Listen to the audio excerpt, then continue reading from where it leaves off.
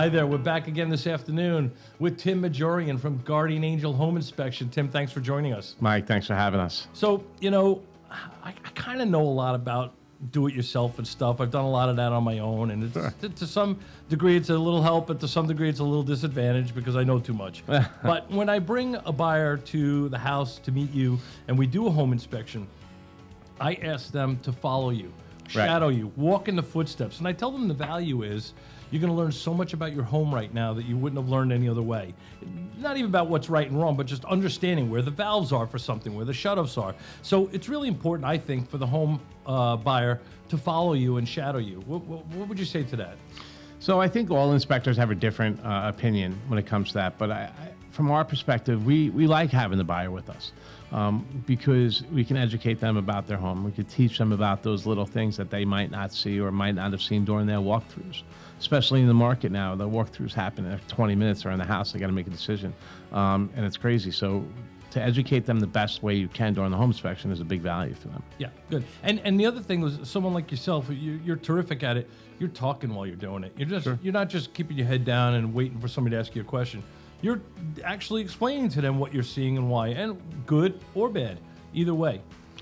Yeah, I think when a buyer makes a decision on a home, they need to know both good and bad, right? They have to look at the whole property, not just the bad things. Right. It's very easy as a buyer to get stuck on those few bad things.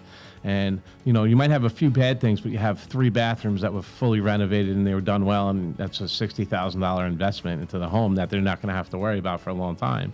But they're focused on, a flue that could be fixed for, $300. Right. So it's important, I think, to treat the home inspection more than, it's not really, to me, it shouldn't be called a home inspection, right? It's home education. We're teaching that buyer about the home and how it operates and what the important components are. And like you said, where the shutoffs are, where the water main is, where the electric box is, teach them how to work the breakers, all that kind of stuff, and really teach them about those components. That's good stuff. What about when we're buying a home that's new construction, or maybe something was built 5 years ago? Do we still want a home inspection?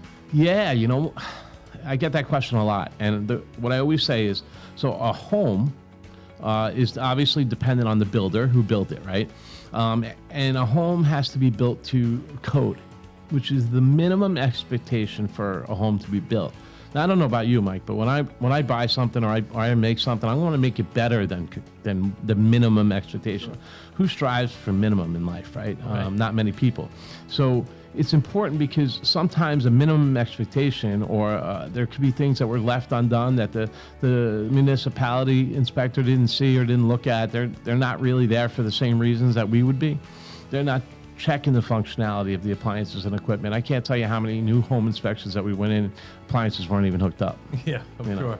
We're tested. We're tested, right? Right. And I always remember when I bring somebody to you and we start walking, one of the first things you always tell them is every home has something wrong. Yeah, every home does have something wrong. And unfortunately, we are there to tell them the bad things, right? Yeah.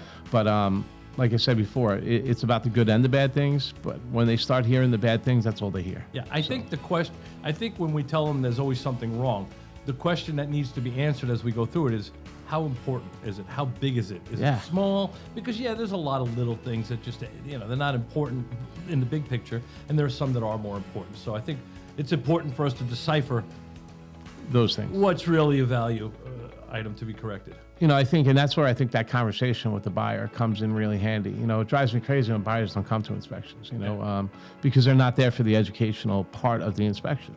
That, number one. Number two, we actually color code our reports, right? Blue, orange, and red.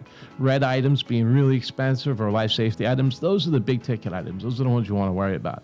Orange items, which are normal defects that we find in a lot of homes. Blue stuff, minimum expense, minimum effort, usually can be done with a YouTube video and on a weekend, kind of thing. Yeah.